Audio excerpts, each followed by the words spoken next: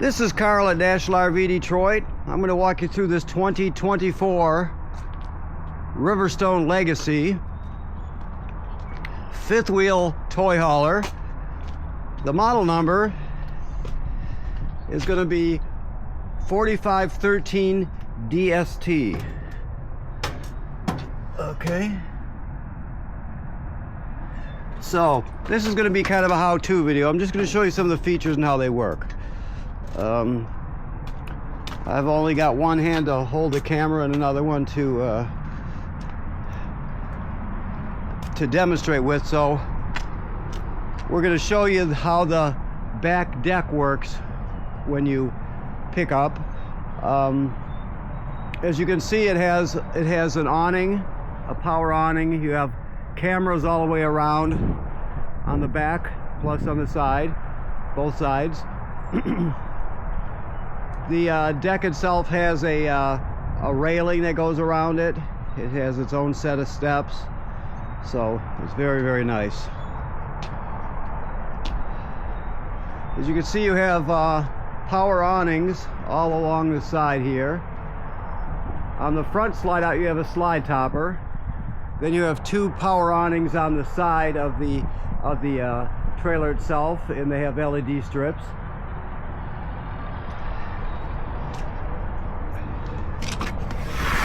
You have more modern rails on it. I got the keys inside. You have a 6-point leveling system, as you can see here. You can see there's 6 jacks. Okay. I'll show you how those operate when we get up to the control panel. It's very simple. There's just 2 main commands, and the rest is just, you know, useful, but the 2 main commands are the most, of course. So you have a TV out here, power your basement here. Okay. 2 40-pound LP tanks with automatic changeover regulator. There's a side camera there. That's the vent for your dryer right up there. Okay. You have a generator, an inverter type generator. And there's the exhaust right down there. And if you were to take this panel off here, there are controls there to operate it, but generally speaking, it's operated from inside the trailer, so I'll show you those controls. These are your hydraulics here, your reservoir, and all your hoses and hookups. Battery compartment here. You can see the other side of your pass-through.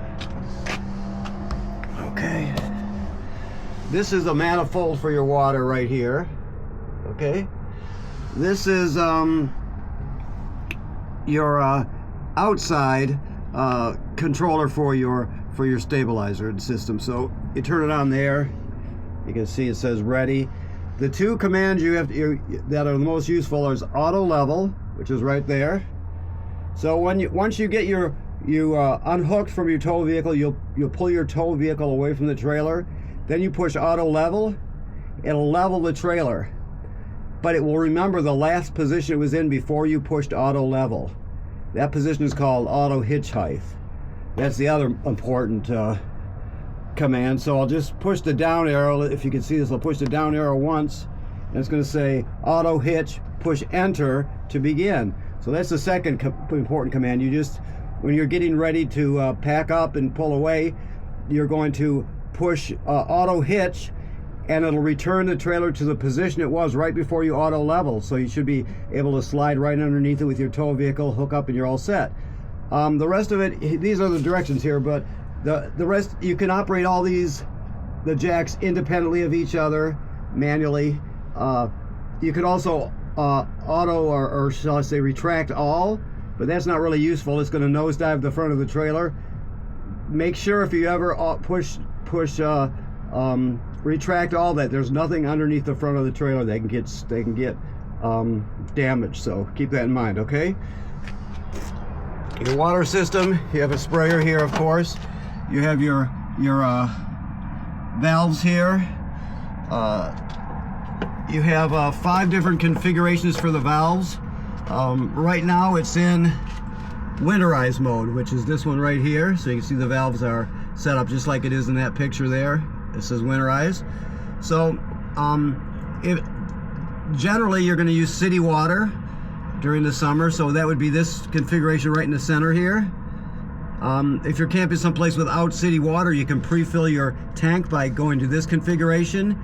Then when you get where you're going, you can switch to this configuration and use the onboard pump to pump the water out of the tank. All the plumbing will work as though you have city water. You just be pumping out of the tank, so you have that. That's your city water hookup. Obviously, black tank flush. Always, when you're going to use the black tank, like it says on the sticker here, always make sure you open the black tank valve. The black tank valve is in the open position before you turn on the water. You don't want too much pressure to build up when you're flushing the tank, okay? And of course, water filter housing. There's your wrench right there. This is the kill switch for your battery, so you have that. Okay, this has on-demand water. So that's what this is right here. It's your on-demand hot water. Okay, so there's your hookups there for your hoses. All the slide rooms except the one on the door side, the main room on the door side, have slide toppers. That one can't have it because it interferes with the awning, so the rest of them have it. You have your tanks for your, one tank is for your gasoline for your generator. The other one is for your handset here for your four-wheelers or bikes or whatever you have, okay? Automatically retracting 50 amp power cord. We give you a reducer, reduce it to 30 also. You pull it out manually, but you push the button to retract it in, okay? And then we end up back where we started from, at the back garage door. So let's go inside and look around a bit. I'm using this newer camera, so I'm not really, I don't know it that well, so hopefully I'm doing okay. This is your power converter right here. This converts AC to DC power. So you can see right here, you're plugged into shore power, so you got 120 AC at these circuit breakers here, and they're all labeled right there, right? Then the power is converted to 12 volt DC here, so you got 12 volt fuses, and they're all labeled. So converted the power to 12 volt DC. It's also a battery tender, so as long as you're plugged in, it's going to sense how much energy your batteries have and need, and it'll charge your batteries also. So it does, it's your AC distribution panel, it's your AC to DC power converter, and it charges your batteries. And it also auto detects the type of batteries you have, so you don't have to worry about that. This device here should always be glowing green. That's your carbon monoxide LP gas detector, so make sure it's always glowing green. If not, get it serviced. Okay. Your control panel is here. So this has an inverter, right? So it can take the 12 volt DC from your batteries and invert it to 120 AC. If you ever want to do that, if you don't have any AC power and you need AC power, and you want to invert the 12 volt DC to 120 AC, you just push this and turn it on, and it'll start inverting power. So it's taking your 12 volt DC and inverting it to 120 AC right there. These are the controls for your Thru on-demand water heater, so you'll have to educate yourself a bit about that.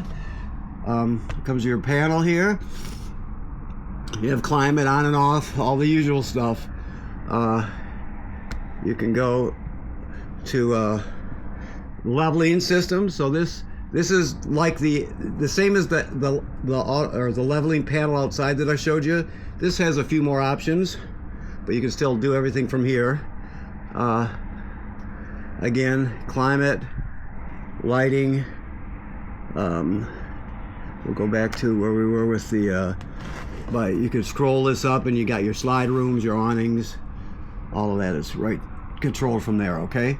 And there are apps for all these, for this control panel, and many of the other appliances have them also, okay? So when it comes to your chairs, you have a shake and bake model, so you have a light for your cup holder, you have a heater and a vibrator massager, I guess you would call it, all on each one of these seats, okay? A lot of controls for the lights and that sort of thing scattered around the trailer. Not scattered, but strategically placed around the trailer. Let's call it that. Sounds better than scattered anyway. This is a compartment here, so to get to the travel lock, you open the drawer and you just reach in here, if I can find it, right there, and I'm pulling it out to open it, and you have this storage back here, okay? Make sure that this green LED is on. I'm trying to find it here, hold on please. I don't want to be... There we go. I'm sorry. I said I'm new with the camera, so I'm sorry. I apologize. But there's a green LED right there, and you can turn it on or off with this little button. But you want that on. That turns on your digital antenna, is what I'm telling you. So if you want a good signal, you want that on. Okay. You got a subwoofer there. Sound bar, which has AM/FM radio. It has Bluetooth. You can select the speaker zones. Everything from the remote, and of course a fireplace, which is a good space heater. I need to find where he put the remote for this. Well, they were in here before. I'm not gonna hunt them down right now, but they're in here, and so you can jump. It's a good space heater, so you can set the fan speed. You can set the colors and the intensity of the fire. You can it has a timer, I believe, on it, so it does a lot of it has a lot of functions, and it'll take the chill out of the room using campground AC too, so you don't have to always waste your or always use your limited supply of LP. So okay, this is convection, your oven and range top. You're just gonna push them in like so. I don't have the gas turned on here, so but you just push it in to spark it. It's very simple. So you have 4 burners, so you have the 4 knobs, and then this one in the center here is for the oven. You do the same thing with that, and then you have lights. Okay. To operate, you have a dishwasher here, of course. It works like any other dishwasher. There's a switch right here which controls this window here between the living area and the garage area. It has like a bar here, as you can see, with a couple of stools. That's right there. Okay, and this is your tire monitor. This is your screen for your cameras. This is to keep your refrigerator doors from flying open. You should always use this, or they'll get dinged eventually. Okay, that screws in. Let's see where it screws in. Right there, if you can see that. Right there. Okay. Your keys will be hanging right here when we get them in here. Okay, so the garage, you have the lift on this, so you've got 2 beds. You can roll the backs over on these, and you can either have 2 separate beds or one big one on the bottom. You can move this up and out of the way, so you can bring your 4x4 or your dirt bikes or whatever you have right inside, obviously. And it's all powered. The controls here, as you can see. Okay. More sound here. Another TV up here with nice speakers. Like I mentioned, the bar. Okay. Okay. So that about covers it. You can take the rug up, obviously. You don't have to leave it down. It's up to you. Okay, so let's go forward. So we've been going 15 minutes and 18 seconds, so we're still doing good. Okay, so first of all, your sliding shower door should always be latched when you're traveling. So you always want, oops, I'm sorry about the camera work there. You always want this latch so they can't slide around, otherwise odds are they'll get damaged. So always latch them. Of course, the shower is self-evident. GFCI, there's maybe 3 different GFCIs. There could be more. There are several GFCIs in this trailer. Even if it's not a GFCI, if it looks like a regular plug, it's still wired through a GFCI. So all the plugs are GFCI protected. Anytime you lose power in a receptacle, always think GFCI first, okay? Remote control for your fan and lid. The toilet works like they all do. All RV toilets, sits right over a black tank. So when you get to the trailer, you hook up your power and your water, you come inside, you put a dose of chemical in the bowl, you stand on the pedal and hold it down until at least a gallon of water goes in the tank below. You can use more than a gallon, just don't use less, and you're all set. If you don't do that, it'll smell terrible, it'll be a real mess. So you always, it'll get clogged up, so you always want to use chemical in at least a gallon of water. All right, so here we have your router, your solar controller. So right here, I'll talk to you a bit about this. It says you have wet batteries, which you do. If you change batteries, let's say you change to lithium, you have to physically get the directions out and physically change this to say lithium, so it understands you're using lithium batteries. It's not that smart. I showed you the power converter. That will detect it automatically. This particular thing does not. So upper right hand corner is the button you're interested in. So you got 14.2 volts DC in the system, as you can see. We're gaining 2.9 amps from the sun right now and storing them in the batteries. So that's our amp gain from the sun right there. Push it in, that's 3.5 amp hours. Back to 14.2 volts DC. There are 3 screens, so that's the first one. Back to the second one, which is your amp gain up to 3.0 now, dropping a little bit. If this starts flashing and says FUL, it's not broke. It's telling you that there's no more room for storage in the batteries. It's totally topped out, or they're totally topped out. So it shut the panel off temporarily. As soon as the power level, you drop the amperage in your batteries, it'll go right back to these 3 screens again. So keep that in mind. But those are the 3 screens. Like I said, this is my favorite. This tells you how many amps are being stored in your battery that are being converted from sunlight, and then of course that tells you your DC voltage in the system. Okay. Vacuum, like I said, a router. Okay. Of course, we come across to the other side. We've got the washer dryer. Always, you're going to see these latches on all the sliding doors. Never travel without latching them, or else you'll damage them. Like I said, same with the shower door. But any sliding doors, you want them latched so you don't break them. Okay, so you have your washer and dryer stacked, vented to the outside. There's your valves if you need to shut it off in emergency. Okay. Another TV, of course, emergency escape. All trailers have them.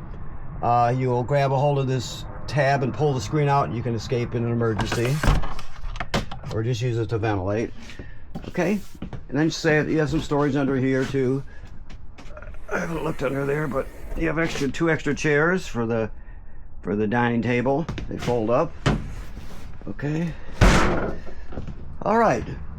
So I think that about does it. So let me just walk back through here and see. We got all the good stuff. Okay, I think we have. So, let me remind you that the manufacturer states every 90 days the roof should be inspected by somebody. So you need somebody to look around up there, make sure everything's in good shape. Look for damage that may have been caused by low branches and things like that. Any way for water to get in needs to be dealt with immediately. Odds are you won't have to do anything for years. You never know. That's why you inspect it. So the manufacturer says 90 days. Right now there's antifreeze in the system. All the water's been purged, and so it's winterized and it's set till summertime. So you're good there. So thank you very much, and if you have more questions, we'll answer them for you. We'll do everything it takes for you to feel comfortable and understand what's happening with it. Okay? Thank you very much.